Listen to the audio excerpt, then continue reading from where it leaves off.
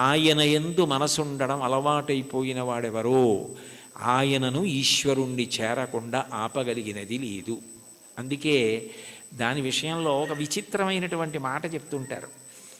ఆఖరికి భగవంతుని యందు ఐక్యమైపోయే స్థితిలో కూడా భక్తి యొక్క దార్ఢ్యం ఎలా ఉంటుందంటేట, ఇంకా భగవత్ సేవ ఎందే ప్రీతి పొందుంటుందిట. అయ్యో చూడండి, దానికి నేను మీకు ఒక ఉదాహరణ చెప్పాలంటే, నాకు కూతురుంది, కొడుకున్నాడు. నా కూతుర్ని నేను ఎంతో ప్రేమగా పెంచి పెద్ద చేశాను, చదివించాను. దానికి పెళ్లి సంబంధం నేనే చూశాను. యోగ్యమైన వరుడు, మంచి కుటుంబం అని దానికి పెళ్లి చెయ్యాలని అబ్బో చాలా కష్టపడ్డాను.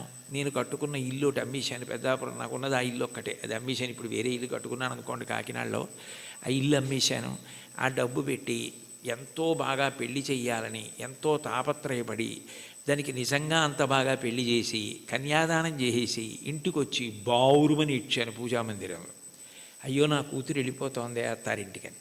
నేనే కదా కూతురికి పెళ్లి సంబంధం చూసింది, నేనే కదా అవన్నీ చేసింది, మరి కూతురు వెళ్ళిపోతోందని ఏడుపు ఏమిటి అంటే, ఎంత నేననుకుని ఇచ్చేస్తున్నా కూతురు నా ఇంట్లోంచి వెళ్ళిపోతోందని ఏడిచినట్టు భగవంతుని యొక్క భక్తిట మోక్షాన్ని కూడా ఒక స్థితిలో అమ్మో ఆయన ఎందుకు కలిసిపోవడమేనా, ఆయన్ని సేవించడానికి ఇంక అవకాశం ఉంటుందా అంటుంది.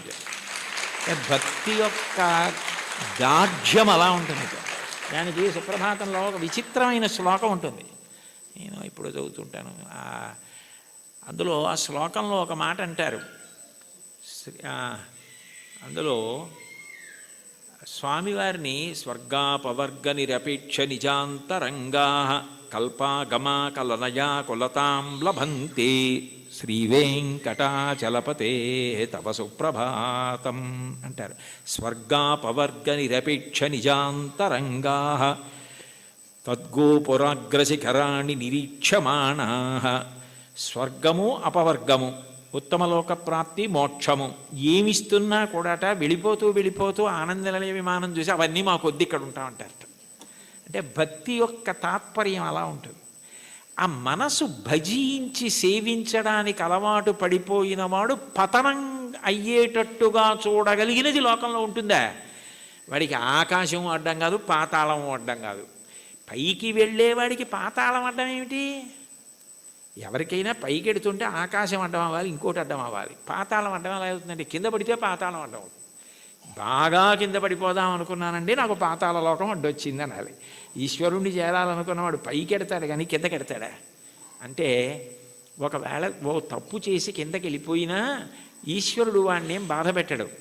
వాణ్ణి మళ్ళీ పైకెత్తే పూచి ఆయనే తీసుకుని పైకెత్తుతాడు. అందుకని పాతాళం అవడం అవదు, కింద పడ్డా కూడా వాడికి అంత కింద పడ్డా అంత పైకి ఎక్కుతాడు. దానికి ఉందా అంటే ఉంది. ఉదాహరణ బలిచక్రవర్తే ఉన్నాడు.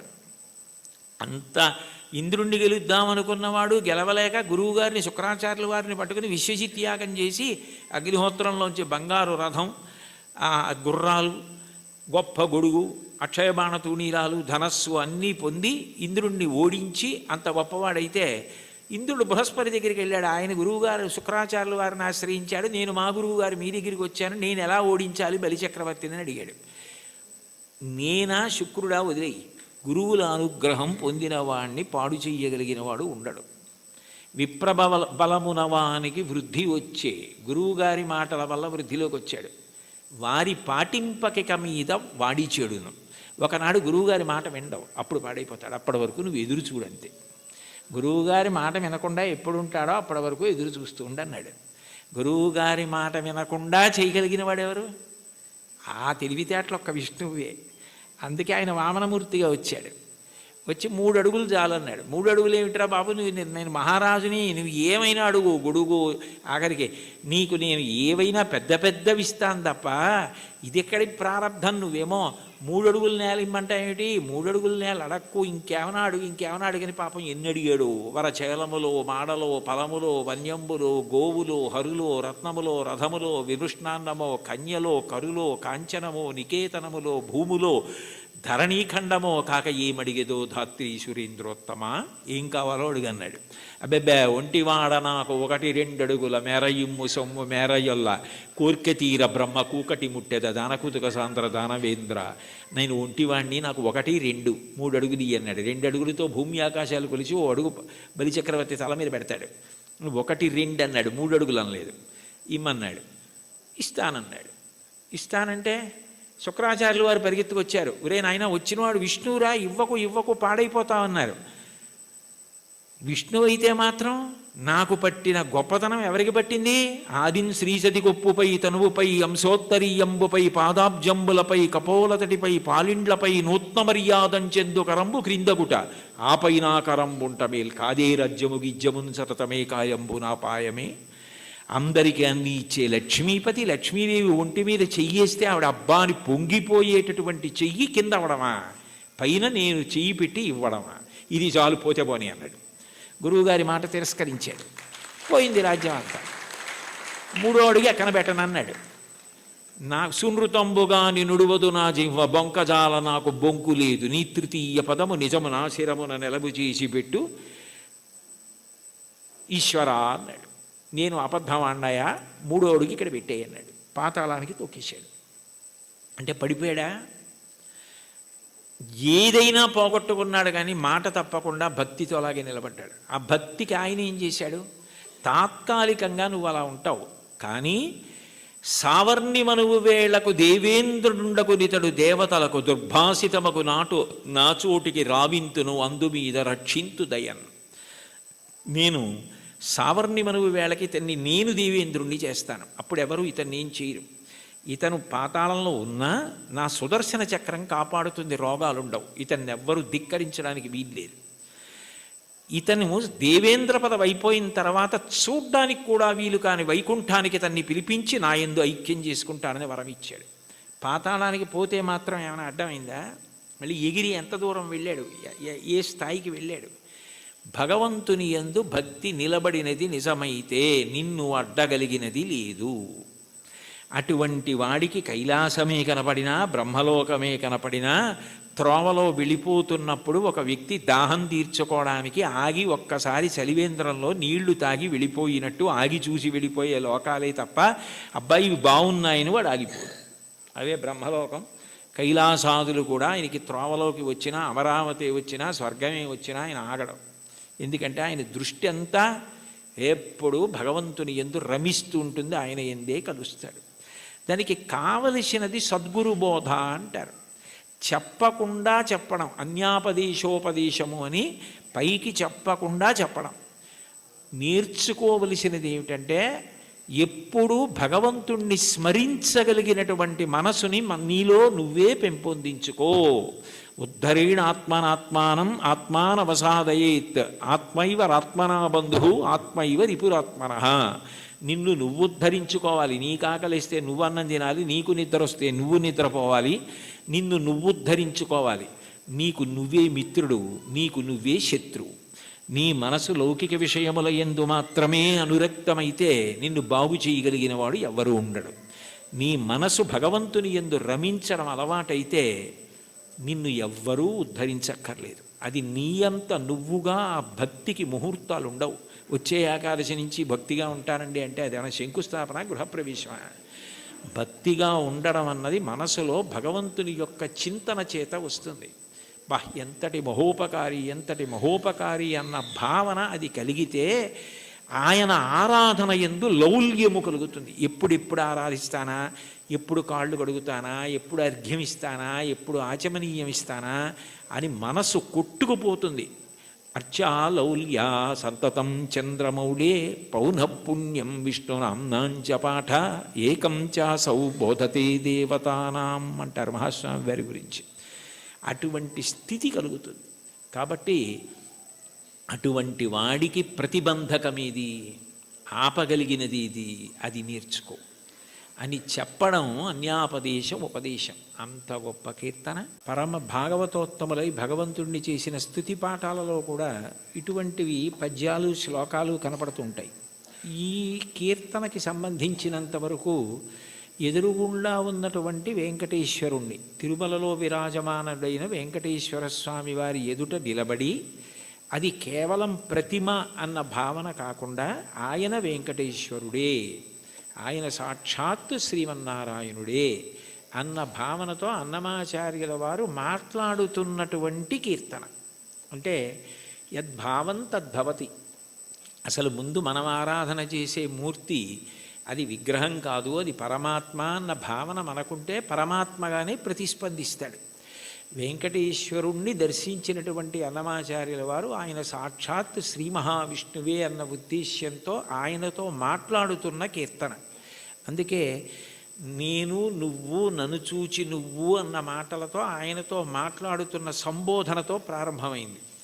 అందులో అంటారు, నన్ను చూచి హరి నువ్వు నవ్వకుండేవా. నన్ను చూసి నువ్వు నవ్వకుండా ఉండలేవు, నాకు అర్థమైంది. అయితే నవ్వడం అనేటటువంటి మాటలో పరిహాసం చేయడం ఒక ఎత్తు. అంటే నువ్వు చేసేది తప్పు, నువ్వు చేసేది సరైన పని కాదు, అయోగ్యమైనది, అనౌచిత్యమైనది అన్నప్పుడు పరిహాసాస్పదంగా ఆయన నవ్వడం వేరు. వెంకటేశ్వరుడి నవ్వు శుచిస్మిత. రామాయణంలో అంటారే, తృణమంతరత కృత్వా ప్రత్యువాచ శుచిస్మిత అంటారు. ఒక కన్నతల్లి పసిబిడ్డడి యొక్క అమాయకత్వానికి ఎంత శుద్ధమైన నవ్వు నవ్వుతుందో, ఎంత పవిత్రమైన నవ్వు నవ్వుతుందో, భగవంతుని యొక్క నవ్వు అంత పవిత్రంగా ఉంటుంది మనం చేసే అమాయకపు పనులు చూసి. తల్లి ఏదో వేడిగా ఉన్నటువంటి పాయస పాత్ర అక్కడ ఉంటే పిల్లవాడు వెళ్ళి నేను తినేస్తానని పాయస పాత్రలో చెయ్యి పెట్టబోతే, నువ్వు తినలేవురా, అది చాలా వేడిగా ఉంది, నేను చల్లారి పెట్టి పెడతానని చెప్పి ఎంతో ప్రేమగా నవ్వు నవ్వి వాడిని దూరంగా పెట్టి ఉప్పుని ఊది చిన్న చిన్న ముద్దలు వాడి నోట్లో ఎంత ప్రేమతో తినిపిస్తుందో అంత ప్రేమతో నవ్వుతాట భగవంతుడు. అందుకని భగవంతుని యొక్క నవ్వు శుచిస్మిత, మందహాసం, చిన్న నవ్వు నవ్వుతాడు అని. అందుకని మూకశంకర్లు మందస్మిత శతకం చేశారు. 100 శ్లోకములు ఆయన నవ్వు మీద చేశారు, అమ్మవారి నవ్వు మీద.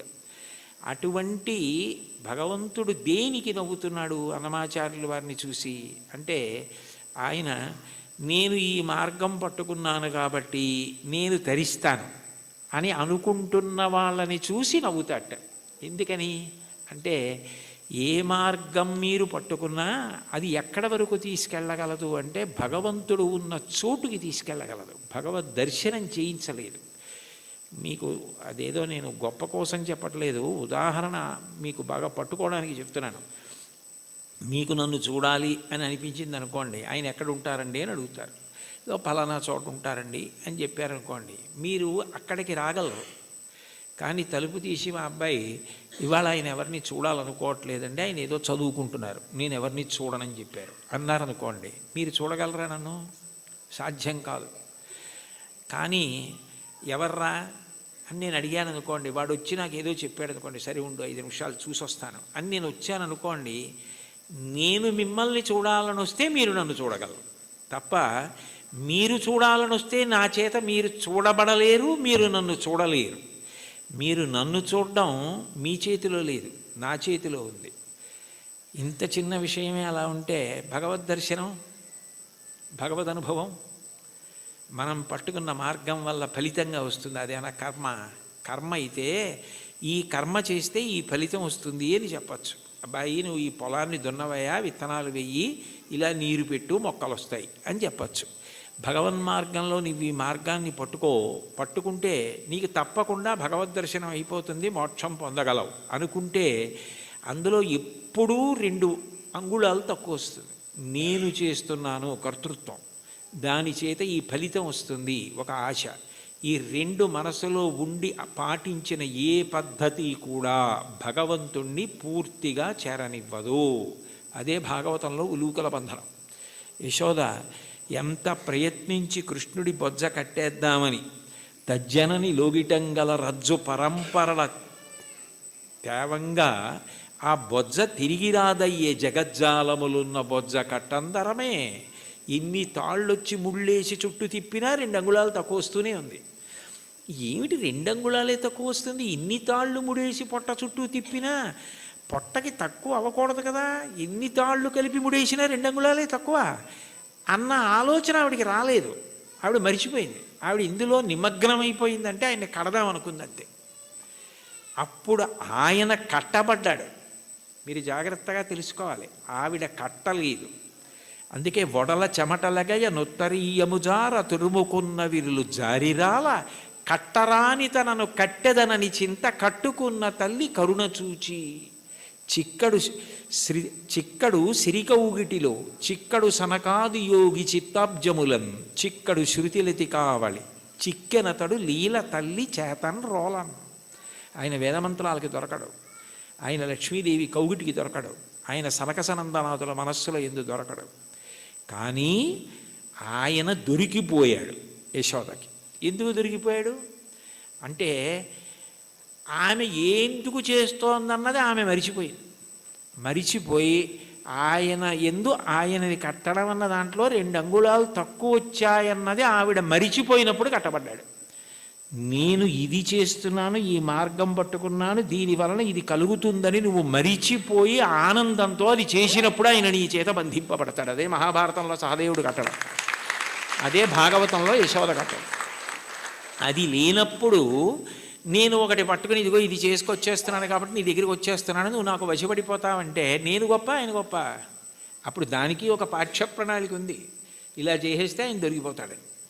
అలా ఎక్కడుంది స్వామి, అలా ఉందా అని చెప్పడానికి మనసుకు గోచరమా మాటలకు గోచరమా? మనసుకి నువ్వు దొరికిపోతావా? ఎలా దొరికిపోతావు? పటకార అంటారు లోకంలో. పటకార అంటే కింద మరుగుపాల గిన్నె ఉంటుంది, పైన నా చేత్తో పట్టుకుంటే పటకార ఏం చేస్తుంది? మరుగుపాల గిన్నెని పట్టుకుంటుంది. నేను గట్టిగా పట్టుకుని పక్కన దింపేస్తాను మరుగుపాల గిన్నెని.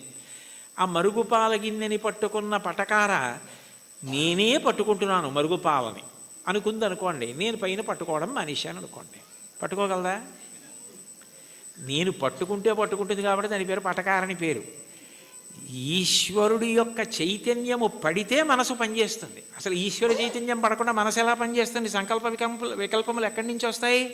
నానాఛిద్రఘటోదర స్థిత మహాదీప ప్రభాభాస్వరం జ్ఞానం యస్యతు చక్షురాదికరణ ద్వారా బహిస్పందతే జానామీతి తమైవ భాంతమనుభాచ్యేత సమస్తం జగత్ తస్మై శ్రీ గురుమూర్తయే నమ ఇదం శ్రీ దక్షిణామూర్తయే అంటారు దక్షిణామూర్తి అష్టకంలో. మనసు మాత్రం ఆయన ప్రభావం, వాక్కు ఆయన ఇచ్చినది. నేను ఇప్పుడు దీనికి ఇలా వ్యాఖ్యానం చేయాలంటే నేను ఎన్ని రోజులు చదువుకురాను దాన్ని? ఇక్కడ ఉన్న సమయాన్ని బట్టి ఏదో చెప్పాలంతే. నాకేదో భావన వచ్చిందనుకోండి, ఆ భావన నాలో కదిలినప్పుడు మూలాధార చక్రం దగ్గర నుంచి పైకొచ్చిన గాలి బ్రహ్మరంధ్రం దగ్గరికి వెడితే నువ్వు అట్లా నిర్గమించకూడదు, సమయం రాలేదని వెనక్కి తోసేస్తే నోటిలోకి వచ్చి నిలబడిన వాయువుని నాలుక కదిలి నొక్కితే సొట్టలు పడి గాలి అక్షరములై నా నోట్లోంచి బయటకు వస్తున్నప్పుడు అక్షరములు పదములై పదములు వాక్యములై నా భావనని పట్టుకుని ఆకాశగతమై వచ్చి మీ చెవులలోంచి లోపలికి వెడితే నా భావాలు మీ భావాలు అవుతున్నాయి. సభాభ్యస్ సభాపతిభ్యశ్చ భో నమో నమో. అది చేస్తున్నవాడెవరు? నేను మాట్లాడుతున్నానంటే అర్థం ఎక్కడుంది దానికి? ఇది నేను వెళ్ళిపోయిన తర్వాత నేనే చెప్పాను వ్యాఖ్యానం అంటే ఇది అది చెప్పింది, నేను చెప్పింది అది చెప్పింది. ఇది నాకు మైకు, నేను ఆయనకి మైకు. లోపల నుండి ఆయన చెప్తే నేను మైకు తప్ప నేను చెప్పడం ఏమిటి? అది తెలిసిన్న వాళ్ళు నేనన్న మాట అనలేదు. పలికెడిది భాగవతమట, పలికించు విభుండు రామభద్రుండట. నే పలికిన భవహరమవునట, పలికెద వీరుండుగాథ పలుకగనేలా. నా స్వాతంత్రం ఎందుకు? ఆయన ఏది పలికిస్తే అది పలుకుతాడు తప్ప నేనన్నది ఏం లేదన్నారు పోతన గారు. ఏమిటి అంత భాగవతాన్ని ఆంధ్రీకరించిన మహానుభావుడు. కాబట్టి దీనికి ఇది మార్గం అన్నది ఎక్కడుంది అసలు? ఈ మాటల చేత ఆయన వశపడిపోతాడు. నేను ఇన్ని ప్రవచనాలు చేశాను కాబట్టి నేను ఖచ్చితంగా భగవంతుణ్ణి చేరిపోతాను అని ఎట్లా చెప్తావు? ఆయన అనుగ్రహం నీ చేత మాట్లాడించింది. నీవు మాట్లాడడంలో నిన్ను నువ్వు మరిచిపోతే మాట్లాడడం నీ నిప్పి మరిచిపోవడానికి నీ బాధ మరిచిపోవడానికి కూడా కారణమైపోతాయి. నిజంగా నీకేదో నిప్పిగా ఉంది, అయినా మాట్లాడడంలో నువ్వు ఆ నొప్పి మరిచిపోతున్నావు అంటే అన్నీ మరిచిపోవడానికి నీకున్నది సాధనం అయిపోతాయి. అప్పుడు ఈశ్వరుడు వశపడతాడు. తప్ప ఇది నాకు మార్గము, దీనికి ఇది ప్రయోజనము అని అనుకున్నంతకాలం నువ్వు వశపడతావా స్వామి? అంత అమాయకుడివా? అది సాధ్యమా? అంటే ఆ మైమరుపు రావాలి. అందుకే మీరు చూడండి, తన్మయుడైపోయాడండి అంటారు. తన్మయుడైపోయాడండి అన్న మాటకు అర్థం ఏమిటి? తత్ యందు మయమైపోయాడు. ఏమంటే మరి దొంగ మీ జేబులోంచి డబ్బులు తీసేస్తుంటే మీకు తెలియలేదా అన్నారనుకోండి, ఆ శోభారాజు గారు కీర్తన పాడుతున్నారండి, దాంట్లో తన్మయం అయిపోయానంటాడు. అంటే మనసంతా ఆవిడ కీర్తన యందు మగ్నం అయిపోయింది. దొంగ జేబులో చేయి పెట్టడం కానీ డబ్బులు తీయడం కానీ తెలియలేదు. చర్మానికి స్పర్శ ఉండదా? ఉంది. కానీ ఎందుకు తెలుసుకోలేకపోయింది? అంటే మనసు పాట యందు తన్మయం అయిపోయింది. అలా నువ్వు ఏది చేస్తున్నావో దాని ద్వారా నువ్వు తన్మయమైపోతే అప్పుడు ఈశ్వరుడు వశపడతాడు. తప్ప ఇది నేను ఇంత బాగా చేస్తున్నానని నువ్వు నీకు పొగుడుకోవడం అలవాటైపోతే, ఇది నేనే చేస్తున్నాను అనుకుంటే నువ్వు బాగా చేసుకుంటున్నావు కదరా, చేసుకో అంటాడు. అది తన్మయానికి కారణమై, అందుకే చిట్ట చివరికి ఏదైనా ఎక్కడికి వెళ్ళాలి అంటే మౌనమునందు పర్యవసించాలి. చిట్ట చివరికి సంగీతము నాదమునందు, శబ్దం ఎక్కడ పుడుతోందో అక్కడ లయమైపోతుంది. నాదతను మనిషం శంకరం అంటారు త్యాగరాజస్వామి. అందుకే ఆ నాదము శంకర శరీరము, దాని యందు లయం అవ్వాలి. ఇక్కడ ఉన్నారు కదా మంజు భార్గవి గారు, శంకరాభరణంలో ఆయన ఏదో ఉరిమి ఉరుములు మెరిసే మెరుపుల చిరుచిరు నవ్వులు కాబోలు, సరిసరి నటనలు కాబోలు అని పరవశాన శిరసు గంగా ధరకు జారెన శివగంగ నాగానలహరి నువ్వు మునుగంగా అని పరవశించిన పరమశివుడు తల కిందకి జింపి చూస్తేట గంగ కింద పడి ఈయన తడిసిపోయేట. ఈయన గానలహరిలో ఆయన మురిగిపోయేట. అప్పుడు ఒక్క క్షణం ఆగిపోయాడు అనుకోండి, అప్పుడు నాదోపాసన చేసిన వాడను నీవాడను నేనైతే, అది నాదమునందు ఉపాసన. మౌనమునందు వెళ్ళిపోవాలి. శ్రీశైల శృంగకు హరేషు కదోపలప్స్యే గాత్రం యదామ మలతాహ పరివేష్టయంతి కర్ణే యదాహ విరచయంతి ఖగాశ్చ నీడాస్. అప్పుడు వీడు కదలడు అని నమ్మకం వచ్చి తీగలు చుట్టుకుంటాయి. వీడు కదలడు అని నమ్మకం వచ్చి పక్షి చెవుల్లో పుల్లలు పెట్టి గూడు పెడుతుంది. వీడు కదలడు అని నమ్మి పక్షులు వాసం చేసి గుడ్లు పెట్టి పొదిగి అరుస్తాయి. అయినా కదలడు. ఎందుకనంటే తన్మయుడై ఉన్నాడు. అది సమాధి స్థితి. ఆ స్థితికి వెళ్ళినవాడు అనుభవిస్తున్నాడు ఈశ్వరుణ్ణి. వాడు జీవన్ముక్తుడవుతున్నాడు. వాడి శరీరము పడిపోయినప్పుడు విదేహమోక్షాన్ని పొందాడు. శరీరం పోయింది, ఇంకా అంతటా పరివ్యాత్మమైన ఆత్మ అయ్యాడు. ఆ తన్మయావస్థ పొందడానికి ఇది సోపానము కావాలి తప్ప, ఇది నాకున్న ప్రజ్ఞాని నాకు నేను 10 మాటలు మిడిసిపడడానికి కారణమైనంత కాలము ఈశ్వర నిన్ను చేరడానికి ఎట్లా హేతు అవుతుంది? నువ్వు నవ్వవా నన్ను చూసి? అయ్యపిచ్చాడా అని అమాయకుడైన బిడ్డను చూసి తల్లి నవ్వినట్టు నవ్వుతాడు. అయితే ఏ తల్లి నవ్విందో ఆ తల్లే పాయసం పడితే, నవ్విన పరమాత్మ ఏం చేస్తాడు? తద్దోషాన్ని దిద్దుతాడు. ఇది నీ ఎందు పోవడానికి నేను దిద్దుతానంటాడు. అందుకని గురు రూపంలో ఆయనే వచ్చి దీన్ని నువ్వు ఇట్లా వాడుకో, ఇది నీకు దీనికి కారణం కావాలి అని ఆ తన్మయావస్థని కల్పిస్తాడు. అది భగవంతుణ్ణి చేరడానికి కారణమవుతుంది. అందుకని చరణాల్లో అంటున్నారు, ఇది ఈశ్వరుడు ఉన్న చోటని నేను ఎట్లా తెలుసుకోగలను? అంతటా ఉన్నాడు, ఇందుగలడందులేడని సందేహములతో చక్రి సర్వోపగతుండెందెందు వెదకి చూచిన అందందే కలడు దానవగ్రణి వింటే. ఇక్కడ ఉన్నవాడిని అయితే చూడగలను, అంతటా ఉన్నాడంటే ఎలా చూస్తాను? ఆ జ్ఞానము కలగాలి. ఆ జ్ఞానం ఎవరివ్వాలి? ఆయన ఇవ్వాలి. కాబట్టి ఉన్న చోటెరుగుదునా ఓయి అంటే పలికేవా? అతిశయం మనసులో ఉండిపోతే ఓయి అని పిలిస్తే నువ్వు పలుకుతావా? సాధ్యమా? నేనేమైనా ఒక గదిలోంచి ఒక గదిలోకి వెళ్ళిపోయినట్టు నీ దగ్గరికి పరమపదానికి వచ్చి వెళ్ళిపోగలిగినంత సమర్థున్నా? నా వల్ల సాధ్యం అవుతుందా?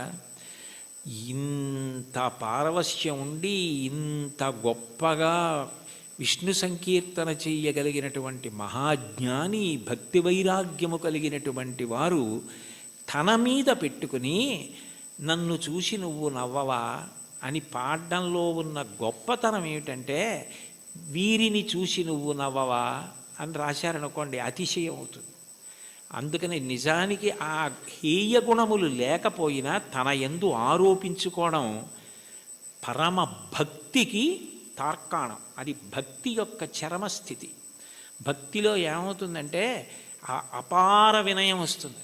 నేనెంతటి వాడిని, నా యందు ఏది ఉన్నది ఈశ్వర విభూతి తప్ప, యద్యద్ విభూతిమత్సత్వం శ్రీమదుర్జితమేవ వా తత్తదేవావగచ్చస్త్వం మమ తేజోంశ సంభవం. నా యందు ఏ తేజస్సున్నా అది ఈశ్వరుడి అనుగ్రహం. ఆయన తేజస్సు తప్ప నాది కాదు. ఆయన ఉపసంహారం చేస్తే ఎంతసేపు, ఆయన అనుగ్రహించాడు కాబట్టి నడుస్తోంది అన్న వినయం ఎక్కడుంటుందో అక్కడ అనుగ్రహం ఉంటుంది. అందుకే మీరు చూడండి, మహాత్ములైన వారెవ్వరూ ఈ వినయం తప్పరు. అంతటి మహానుభావుడు శంకరాచార్యులు వారు పశుమాం సర్వజ్ఞ ప్రథిత కృపయా పాలయ విభో అన్నారు. నేను పశువుని, నువ్వు పశుపతివి అన్నారు. అవినయమపనయ విష్ణోహో అన్నారు షట్పదీ స్తోత్రంలో. నాకు అవినయాన్ని తీసి వినయాన్ని కటాక్షించు స్వామి అన్నారు. భాగవతోత్తముల యొక్క గొప్ప గుణం ఏమిటంటే ఎప్పుడు వారు ఇది నాది అన్న భావన పొందరు. వారికి అన్నింటికన్నా చదవడానికి భయమైంది ఏమైనా ఉంటే ఏంటంటే సన్మానపత్రం. ఎందుకంటే అది చదువుకుంటే నేను ఇంత వాణ్ణని ఏమైనా అభిప్రాయాలు ఏర్పడిపోతాయేమో అని భయపడి కనపడకుండా దాచేది ఏదైనా ఉంటే సన్మానపత్రమే తప్ప, ఇది నా యందు ఉన్న విభూతి నా గొప్ప అని అనుకుంటే దూరం జరగడం అవలా. అది ఆయన నన్ను లాక్కోవడానికి కట్టుకున్న తాడు. ఆయన తాడు కట్టి నన్ను లాక్కుంటున్నాడు. అంటే రాగస్వరూప పాశాఢ్య, ఈ రాగము తీసి ఆవిడ భక్తిపాశం వేసి తన దగ్గరికి లాక్కుంటోంది. నాకే ఉంది, ఏమీ లేదు, నేనేం పెద్ద చదువుకోలేదు, మహావిద్వాంసుణ్ణి గాను, సమస్త శాస్త్రములు తెలిసిన్నవాణ్ణి గాను, అయినా వీడెలా తరించాలి? అందుకని వీడికి ఏదో 4 మాటలు మాట్లాడడం అన్న లక్షణాన్ని ఇస్తే తగుదునమ్మా అని బయలుదేరుతాడు. ఏదో గంటన్నర మాట్లాడతాడు. ఇది అడ్డు పెట్టి నా దగ్గరికి లాక్కుంటానని ఆయనే ఆ పాశం వేసి తన దగ్గరికి లాక్కుంటున్నాడు. ఇదంతా నాదే అంటే నేను మాట్లాడకపోతే ఈ మైక్ ఎంతో, ఆయన మాట్లాడకపోతే నేను అంతే. అది తెలుసుకుంటే చాలు. ఆ వినయాన్ని ప్రతిపాదించి ఈశ్వరుణ్ణి చేరడానికి మార్గములు కావు. ఏ మార్గము పట్టినా ఆ మార్గము ద్వారా నువ్వు కాదు కర్తృత్వంతో చేరేది. ప్రీతి పొంది ఈశ్వరుడు ఆక్కోవాలి, ప్రీతి పొంది ఈశ్వరుడు కలుపుకోవాలని గుర్తుపెట్టుకో, వినయాన్ని నిలబెట్టుకో. అది తాత్పర్యం కీర్తనకి. చాలు. ఏకశబ్ద సమ్యజ్ఞాత సృష్టప్రయుక్త స్వర్గే లోకే కామదుగ్భవతి. ఒక్క మాట అంటే మనని ఉద్దేశించి తనని తాను ఉద్దేశించుకుని అంటున్నట్టుగా ఇంకింతకన్నా ఏం కావాలి? హరినామ సౌఖ్యామృతము. అన్నిటికన్నా తేలిక మార్గం ఏమిటంటే భగవంతుని యొక్క నామాన్ని పలకడం. నామము ఏం చేస్తుంది అంటే నామిని తీసుకొస్తుంది. ఇప్పుడు నేను ఇక్కడ కూర్చుని అకస్మాత్తుగా మాట్లాడుతూ శోభారాజు గారు అన్నాను అనుకోండి, ఆవిడ నా వంక తిరుగుతారు. ఎందుకని? నామము నామిని ప్రతిస్పందించేటట్టు చేస్తుంది. భగవంతుని నామము ఒకటే ఉండాలి కదా. ఇప్పుడు నాకు కోటేశ్వరరావు అని పేరు అంతే, కానీ నాకు సహస్రనామాలు ఉండవు కదా. మరి ఈశ్వరుడికి ఎందుకు అన్ని నామాలు? అంటే నామములు బాలసారి చేసి పెట్టిన పేర్లు కావు, నామములు గౌణములు. నిర్గుణుడైన భగవంతుడు ఒక్కొక్క గుణాన్ని ఆవిష్కరించినప్పుడు ఒక్కొక్క నామము కింద మారుతుంది. ఉదాహరణకి స్థాణుహు అన్నాను అనుకోండి. స్థాణుహు అంటే సాధారణంగా మనం ఏమంటాం, కదలకుండా ఎవరైనా నించున్నారనుకోండి, నువ్వేమైనా స్థాణువా కదలవి అంటావు. భగవంతుడికి స్థాణువు అని పేరు ఎందుకు వచ్చిందంటే ఇంకా ఆయన అంతటా వ్యాప్తి చెంది ఉన్నాడు, ఇక ఆయన కదలడానికి చోటేది. అందుకని స్థాణుహు. ఒక్కొక్క గుణము వలన ఒక్కొక్క నామం వస్తుంది. మీరు ఏదో ఒక్క నామాన్ని ప్రీతితో పట్టుకున్నారనుకోండి, ఆ నామం పలకడం అలవాటు అయిపోయింది అనుకోండి, కష్టం రానివ్వండి, సుఖం రానివ్వండి, ఏమవనివ్వండి, ఆ నామం పలకడం అలవాటైతే కలియుగంలో దానికి ఒక సౌలభ్యం ఉంది. కలియుగంలో అన్నిటికన్నా తేలిక ఏమిటంటే భగవన్నామం పలకడం. భగవన్నామం పలకడానికి ఎవరు బాగా అలవాటు పడిపోతారో వాళ్ళు ఆ నామిని దగ్గరికి తెచ్చుకోగలుగుతారు. ఆయనే వాళ్ళకి సమీపానికి వస్తాడు. వచ్చి వాళ్ళు తరించడానికి కారణం ఆయనే చూపిస్తాడు. అందుకే కలవు నామ సంకీర్తన. కలియుగంలో భగవంతుని నామం పట్టుకోవడం కన్నా తేలిక మార్గము వేరొకటి లేదు. నాకు మంత్రం రాదు, తంత్రం రాదు, యజ్ఞం రాదు, యాగం రాదు, రాని వాటి గురించి విచారించకు. ఏదో ఒక నామం పలకగలవు కదా, శివ అనగలవు, రామ అనగలవు, ఆ నామం పట్టుకో చాలు. అది ఒక్కటి పట్టుకుంటే అది 2 ప్రయోజనములు చేరుస్తుంది. ఒకటి, నువ్వు చేసిన పాపములు ఏవి నిన్ను ఈశ్వరుణ్ణి చేరకుండా ప్రతిబంధకంగా నిలబడతాయనుకుంటున్నావో వాటిని తీసేస్తుంది. 2, ఎవరిని నువ్వు చేరాలనుకుంటున్నావో వాణ్ణి నువ్వు ప్రయత్నపూర్వకంగా చేరడం కాదు, వాడొచ్చి నీ దగ్గర నిలబడి వాడు నిన్ను పొందేటట్టు చేస్తుంది. ఎంత తేలికైంది. నామస్మరణ ధన్యోపాయం నహి పశ్యామో భవతరణే. కలియుగంలో ఇంకా నామస్మరణ కన్నా భవతరణానికి, సంసార సముద్రమును దాటడానికి మార్గము లేదు. భాగవతంలో అంటారు, నామము ఎంత తేలిక అంటే బిడ్డ పేరు పెట్టి పిలిచిననైన విశ్రామ కేళినైన మిగుల గేలినైన పద్య గజ్జ గీత భావార్థములనైన కమలనయను తలుప కలుషహరము. మీరు బిడ్డకి పేరు పెట్టుకుని చక్రి అని పేరు పెట్టుకున్నారు, శౌరి అని పేరు పెట్టుకున్నారు. శౌరి శౌరి శౌరి శౌరి అని పేరు అదే పనిగా బిడ్డ పేరు పెట్టి పిలిచినా అది భగవంతుణ్ణి పిలిచినట్టే ఆయన లెక్కలోకి తీసుకుంటాడు. అందుకే కదా అజామీలుడు మోక్షాన్ని పొందాడు. కాబట్టి బిడ్డ పేరు పెట్టి పిలిచిననైన విశ్రామ కేళినైన, ఆడుకుంటూ భగవంతుడి పేర్లు కొన్ని అవతల వాళ్ళు పెట్టుకుని యువతల వాళ్ళు పెట్టుకుని ఆడుకుంటూ పిలుచుకున్నా సరే భగవంతుడు దాన్ని తన నామం ఉచ్చరించడంగానే స్వీకరిస్తాడు. విశ్రామ కేళినైన పద్య గజ్జ గీత భావార్థములనైన, ఓ పద్యం ద్వారానో గీతం ద్వారానో అర్థం ద్వారానో మీరు హరినామం, భగవన్నామం, శివనామం, ఏదో భగవన్నామాన్ని పట్టుకున్నారనుకోండి, ఆ నామము చాలు తరింపజేసేస్తుంది. అది మిమ్మల్ని గట్టెక్కించేస్తుంది. అందుకే అంతకన్నా గొప్పది లేదు, అంతకన్నా మీకున్న ప్రతిబంధకాల్ని తీసేసేది లేదు. ఏది ఈశ్వరుణ్ణి చేరడానికి అడ్డో దాన్ని ఆ నామం తీస్తుంది. అందుకంటారు పోతన గారు భాగవతంలో, బ్రహ్మహత్యానేక పాపాటవులకగ్ని కీలలు హరినామ కీర్తనములు, మధుపాన కిల్బిష మదనాగ సమితికి కేసరుల్ హరినామ కీర్తనములు, తపనీయ శౌర్య తమసంబునకు సూర్య కిరణముల్ హరినామ కీర్తనములు, గురుతల్ప కల్మష క్రూర సర్పములకు గేకులు హరినామ కీర్తనములు, మహిత యోగోగ్ర నిత్య సమాధి విధుల అరలు, బ్రహ్మాదిసురులకు అందరాని భూరి నిర్వాణ సామ్రాజ్య భోగ భాగ్య ఖేళనంబులు హరినామ కీర్తనములు. భగవంతుణ్ణి నామాన్ని కీర్తిస్తే బ్రహ్మహత్యాపాతకం, బంగారం దొంగిలించడం, గురువుగారి భార్య పడుకున్న శయ్య మీద పడుకున్న మహాపాతకం, అట్లాగే మధుపానం, మద్యపానం చేసినటువంటి దోషం, ఇన్ని పాపములను హరినామము కాల్చేస్తోంది. కాల్చేసిన కారణము చేత నిత్యశుద్ధుడయ్యాడు. యజ్ఞం చెయ్యాలి, యాగం చేయాలి, పూజ చేయాలి, మంత్రం చేయాలి, జపం చేయాలి, ధ్యానం చేయాలంటే దానికి ఒక ప్రత్యేకమైనటువంటి స్థితి అవసరం. భగవన్నామం పలకడానికి ఏమీ అక్కర్లేదు.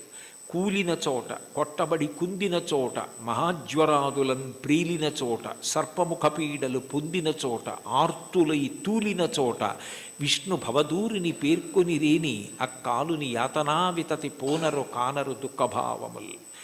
కూలినప్పుడు, కింద పడ్డప్పుడు, పాము కనపడినప్పుడు, ఏదో తగిలి పడిపోయినప్పుడు, జ్వరం వచ్చినప్పుడు భగవన్నామం పలకడం అలవాటైనటువంటి వాడు భగవంతుణ్ణి పొందుతాడు. కలియుగంలో భగవన్నామం పలకడం కన్నా తేలికైన మార్గము వేరొకటి లేదు.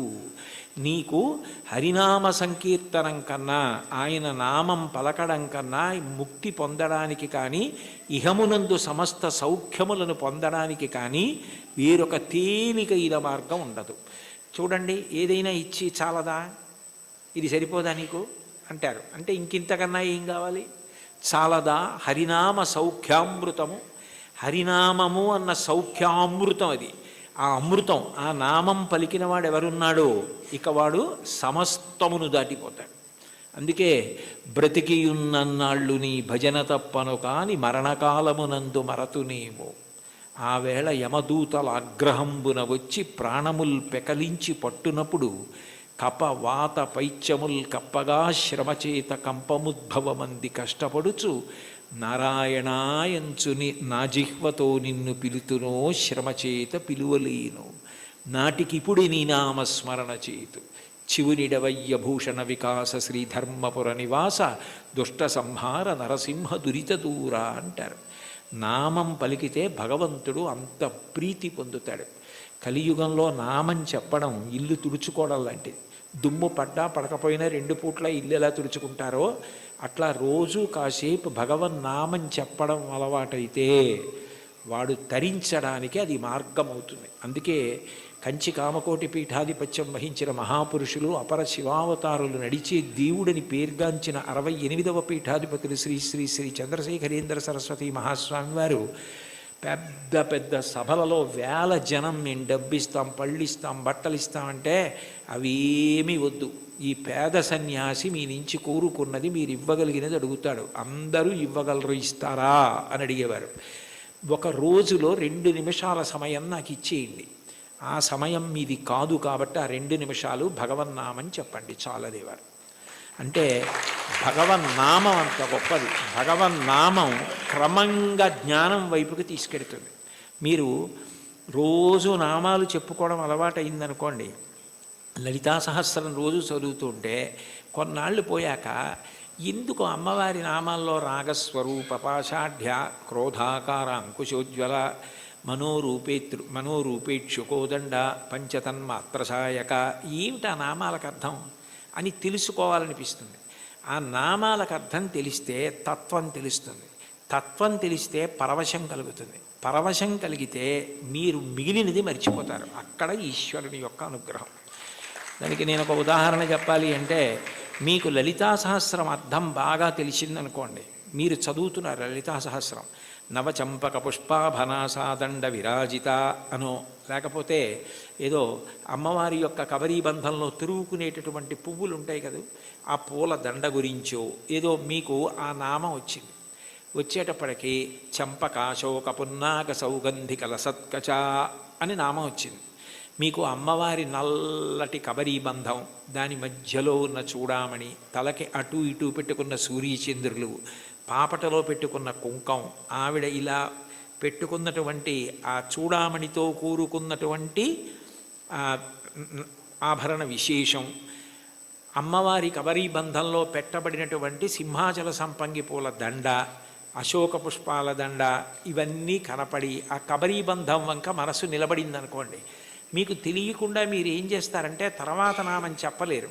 చంపకాశోక పున్నాగ సౌగంధిక లసత్కచ, చంపకాశోక పున్నాగ సౌగంధిక లసత్కచ, చంపకాశోక పున్నాగ సౌగంధిక లసత్కచ అంటుంటారంటే మీ మనసంతా కూడా అమ్మవారి కబరీబంధమునందు లయమైపోయింది. ఆ కొప్పు ముడిని చూస్తూ అప్పుడు భార్య ఎవరో అటువైపు వచ్చి, ఏమిటి ఈయన ఇవాళ లలితా సహస్రం ఇదే నామని చెప్తున్నారు, మరిచిపోయారా ఏమిటా అని, కురివిందమణి శ్రేణి కనత్కోటి ఇరమండిత అందనుకోండి, పాడు చేసేసావేనా ధ్యానం అంటే. అంటే అక్కడ మనసు లయమైంది, ఇంకా మిగిలినవి ఏవి గుర్తు రావట్లేదు. అమ్మవారి కబరీబంధ దర్శనం చేస్తున్నాడు. నామాల యొక్క అర్థం తెలిసిందనుకోండి, అదే భగవత్తత్వం. ఆ భగవత్తత్వం తెలిసిందనుకోండి పరవశం, పరవశమే మీ యొక్క ధ్యాన స్థితికి కారణం. అప్పుడు ఏమవుతుందంటే మీకు ఏది చూస్తున్నా నామవైభవము, ఆ ఈశ్వర తత్వం మీ యందు ప్రకాశిస్తూ మీకు గొప్ప ఆనందాన్ని ఇస్తాయి. చాలదా హరినామ సౌఖ్యామృతము, అది మీకు ఏమి ఇవ్వలేదు కనుక మీకు ఏదైనా ఇస్తుంది. ఇది ఒకటి హరినామమింతైన చాలదా చెదరకి జన్మముల చెరలు విడిపింప. ఇన్ని జన్మాలు ఒకటా రెండా, నానానేక పయూధముల్ వనములోనన్ పెద్ద కాలంబు సన్మానింపం దశలక్ష కోటి కరణీనాథుండనయ్యుండి మద్దానంభ పరిపుష్ట చందన లతాంత ఛాయలందుండలేక నీరాశ ఇతేల వచ్చిది భయం బిట్లో కది ఈశ్వర అంటాడు గజేంద్రుడు. 10 లక్షల కోట్ల భార్యలు నాకన్నాడు. అంటే నిజంగా అప్పుడే ఎన్ని జన్మలిత్తానో, ఎంతమంది భార్యలో, ఎంతమంది పిల్లలో, పునరపి జననం పునరపి మరణం పునరపి జననీ జఠరే చైనం ఇహ సంసారే బహుదుస్తారే కృపయాపారే పాహిమురారే. ఆ జన్మ పరంపర నుంచి విడిపించడానికి ఒక్క నామం చాలదా? చాలదా హరినామ సంకీర్తనము మదినొకటి హరినామమింతైన చాలదా 10,000 నరక కోపముల వెడలింప. 10,000 నరక కోపముల యందు పడవలసిన పాపాలు తీసేయడానికి ఒక్క నామ సంకీర్తనం చాలు. ఎంత పెద్ద దూది పర్వతమైనా కాలిపోవడానికి ఒక్క నిప్పు రవ్వ చాలు, ఒక్క నామం చాలు, ఎంత సంచితమైన దగ్ధమైపోతోంది. కలదొకటి హరినామ కనకాద్రి చాలదారి బంగారు కొండ, తొలగుమని దారిద్ర్య దోషంబు చెరచ. లేదన్న బాధ పాపము వలన వస్తే పాపమును తొలగించడానికి ఆ నామం చాలు. తెలివొకటి హరినామ దీపమది చాలదా కలుషంపు కఠిన చీకటి పారద్రోల. కఠినమైన అజ్ఞానమనే చీకటిని పారద్రోలడానికి భగవన్నామం అన్న దీపం చాలు. అయితే చివర పెద్ద ముడేశారు. భగవన్నామమునందు అనురక్తి దేనికి కలుగుతుంది అంటే భాగవతులతో కలిసి తిరిగితే వస్తుంది. వాళ్ళు ఎప్పుడూ భగవన్నామని చెప్పుకున్నంత పరవశించిపోతాడే, ఆయనతో ఉంటే ఎప్పుడు ఆ భగవత్కథలు భగవద్వైభవం అలా తలుచుకు మురిసిపోతూ ఉంటాడని మనకి కూడా అబ్బుతుంది. అందుకని కావలసింది ఏమిటంటే సత్సంగం, సత్పురుషుల సహవాసం. వాళ్ళని మనం గుర్తుపడతాం, కానీ వాళ్ళు మనని గుర్తుపెట్టి పేరు పెట్టి పిలిస్తే అంతకన్నా గొప్పతనం లేదు. అంటే సత్పురుష సహవాసం అంత గొప్ప సుమా. కాబట్టి సొగసి ఈ విభుని దాసుల కరుణ చాలదా. సత్పురుష సహవాసము చేత నామమునందు తాదాత్మ్యత కలుగుతుంది. ఇది నాకు కావాలి. ఆ నామమును పట్టుకోండి చాలు. అంటే చాలా తేలిక మార్గాన్ని ఇందులో ఉపదేశం చేసి, అబ్బాయి చాలా చిన్నది ఇచ్చాను అనుకుంటున్నావా, ఇది చాలదా, ఇంకింతకన్నా ఏమిటో, ఇంకింతకన్నా ఏం లేదు. ఎంత బాగా మాట్లాడారో, ఎంత అనునయంగా మాట్లాడారో, చాలదా. అన్నమాచార్యుల వారి వంటి వాగ్గేయకారులు ఈశ్వర కటాక్షం చేత పొందిన విద్య, వారికి తెలియని సంప్రదాయం, వారికి తెలియని పురాణ సంబంధమైన విషయాలు, వారికి తెలియని ఆరాధన రహస్యాలు ఉండే అవకాశం ఉండదు. అందుకే వారు ఏ ప్రధాన భావనతో ఒక కీర్తనని రచన చేయడం ప్రారంభం చేశారో దానికి సంబంధించిన విషయాన్ని సమగ్రంగా కీర్తనలో ప్రతిపాదించగలుగుతారు. మీరు ఈ కీర్తనని పరిశీలిస్తే ఆయన కొండలలో నెలకొన్న కోనేటి రాయడువాడు అని ప్రారంభం చేశారు. శ్రీవేంకటేశ్వరుడు కొండలలో నెలకొన్నాడు, 7 కొండలలో ఉన్నాడు అన్న విషయం అందరికీ తెలుసున్న విషయం. అయితే యథార్థానికి భగవంతుడు కొండ మీద ఉండడానికి ప్రధాన కారణం ఏమిటంటే, కొండ మీద ఉన్న దేవుణ్ణి తెలుసుకోవాలంటే కొండ ఎక్కాలి.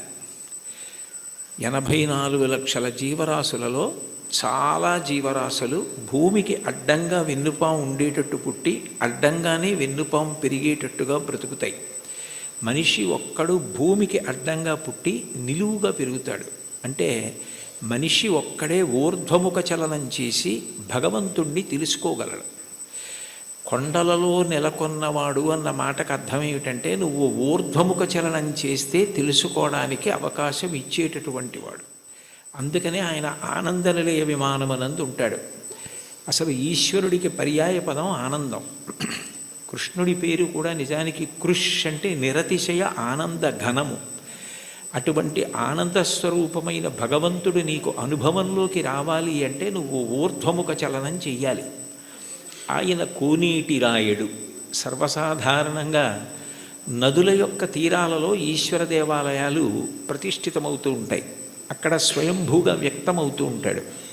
కానీ వెంకటేశ్వరుడు మాత్రం స్వామి పుష్కరిణికి ఎనలేని ప్రాధాన్యతనిచ్చి దాని పేరే స్వామి పుష్కరిణి అయింది. శ్రీ వెంకటేశ్వర సుప్రభాతానికి సంబంధించి మనం ఇచ్చే మంగళహారతి శ్లోకాల్లో కూడా శ్రీవైకుంఠ విరక్తాయ స్వామి పుష్కరిణీ తటే రమయా రమమాణాయ వెంకటేశాయ మంగళం అంటాం. వైకుంఠమునందు విరక్తి చెంది స్వామి పుష్కరిణి తటమునందు నివసించుతున్నవాడా అని పిలుస్తారు. దీనికి సంబంధించి బ్రహ్మపురాణంలో ఒక విశేషం కనపడుతుంది. సరస్వతీ నది ఒకప్పుడు గంగానది కన్నా తాను గొప్పది కావాలి అని భగవంతుడిని ఉద్దేశించి తపస్సు చేసింది. మనకి శాస్త్రములను పరిశీలిస్తే దేనికైనా పరిష్కారం ఏది సాధించాలన్నా దానికి సాధనము తపస్సు. అసలు ఈ సృష్టి ప్రారంభంలో భగవంతుడు వాడిన మొట్టమొదటి మాట తపస్సు అంత గొప్పది. అందుకని గంగానది కన్నా తాను గొప్పది కావాలని సరస్వతీ నది తపస్సు చేయడం మొదలుపెట్టింది. పులస్త్య బ్రహ్మ అక్కడికి వచ్చారు. పులస్త్య బ్రహ్మ వచ్చినప్పుడు సరస్వతీ నదికి అధిష్టాన దేవత ఉంటుంది. ఆవిడికే కాదు, ప్రతి నదికి అధిష్టాన దేవత ఉంటుంది. ఆ అధిష్టాన దేవత అనుగ్రహించినప్పుడు ఒక రూపంతో ప్రత్యక్షమై కనపడుతుంది. అందుకే భాగవతంలో పరీక్షిత్ ప్రాయోపవేశం చేసినప్పుడు అమ్మా అని పిలిచిన నరు పొమ్మ అని ముక్తి కడకు బుత్తువట, కృపన్ లెమ్మా నీ రూపముతో రమ్మా నాకెదురంగ గంగ రమ్యతరంగా అంటాడు.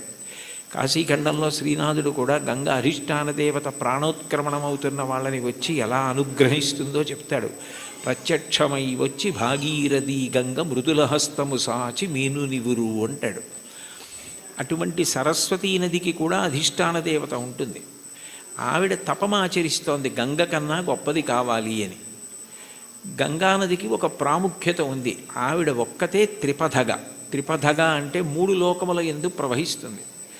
ఆమె స్వర్గలోకంలో ప్రవహిస్తే మందాకిని, భూమి యందు ప్రవహిస్తే భాగీరథి, పాతాళమునందు ప్రవహిస్తే భోగవతి. 3 లోకముల యందు ప్రవహించేది త్రిమూర్తుల యొక్క స్పర్శ కలిగినది గంగానది ఒక్కటే. బ్రహ్మకమండలంలో ఆయన నిత్య వ్యాపారము చేసుకోవడానికి అంటే నిత్యకర్మ చేయడానికి ఉపయుక్తమవుతుంది. ఆదావాది పితామహస్య నియమ వ్యాపార పాత్రీజలం అంటారు శంకరాచార్యులు వారు గంగాష్టకం చేస్తూ. ఆ తర్వాత బలిచక్రవర్తి వామనమూర్తికి 3 అడుగుల నేల దానం చేసినప్పుడు ఆ వామనమూర్తి భూమిని కొలిచి ఆకాశాన్నంతటినీ కొలిచేస్తూ పెరిగిపోయాడు. ఇంతంతై వటుడింతయై మరియు తానింతై అభోవీధిపై అంతైతో యదమండలగ్రమణ కల్లంతై ప్రభారాశిపై అంతై చంద్రునకంతయి ధ్రువినిపై అంతై మహర్వాటిపై అంతై సత్యపథోన్నతుండగుచు బ్రహ్మాండాంత సంవర్ధియ్యి అని.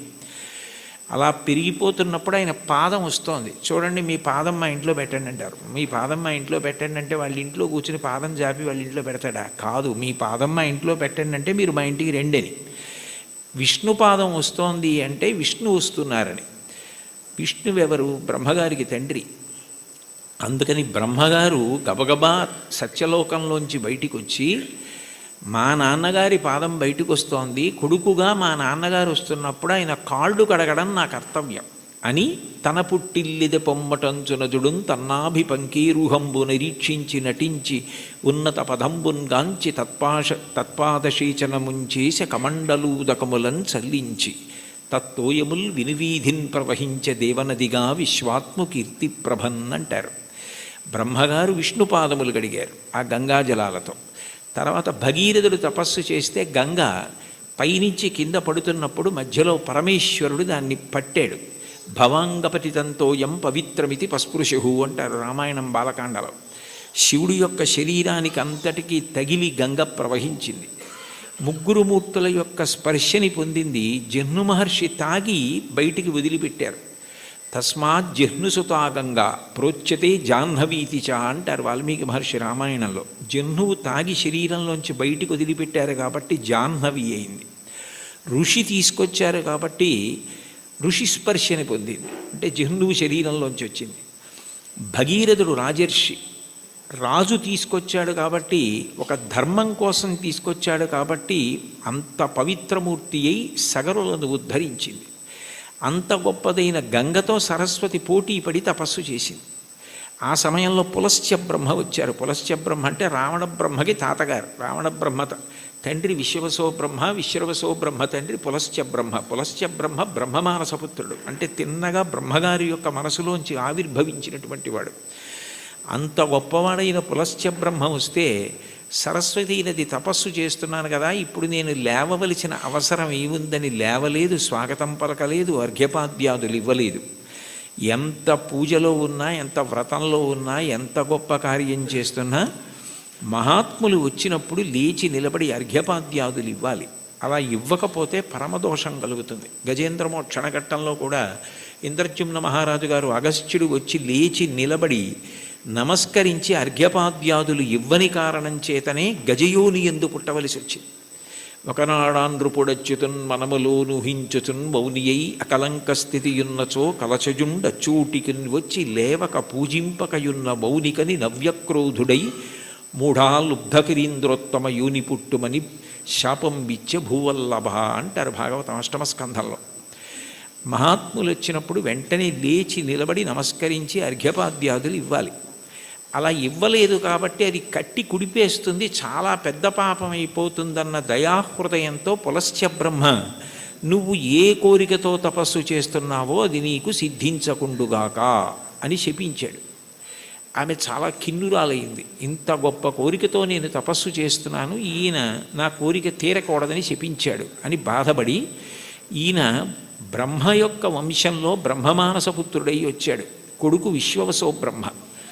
ఆ తర్వాత ఎంత గొప్పవాళ్ళు రావాలో ఈ వంశంలో, నీ వంశము రాక్షస వంశమైపోతుంది, బ్రహ్మకోవిదులు రారు, ఇక పైన రాక్షసులు పుడతారు నీ వంశంలో అని శపించింది. ఆయన చాలా బాధపడి, నువ్వు నన్ను ఇట్లా శపించావు, ఆమె త్రిపథ గంగ, ఆమెతో సమానం ఎట్లా కాగలవు, అందుకని నీ దోషము పోయేటట్టు, దాని వలన నీకు ఇబ్బంది రాకుండా ఉండేటట్టు నువ్వు ఎటూ గంగతో సమానం కావడం సాధ్యం కాదు, కాబట్టి నేను దానినే శాపవాక్కుగా వదిలే. కానీ నువ్వు నా పట్ల చాలా క్రౌర్యంతో ప్రవర్తించి నా వంశమే రాక్షస వంశం అవ్వాలని శపించావు, శాపావకాశం ఇమ్మన్నాడు. అంటే సరస్వతీ నది అందరూ రాక్షసులైన ఒకడు మహాధర్మాత్ముడు నీ వంశంలో పుడతాడని అందుకే విభీషణుడు పుట్టాడు. తర్వాత సరస్వతీ నది మళ్ళీ తపస్సు చేసింది.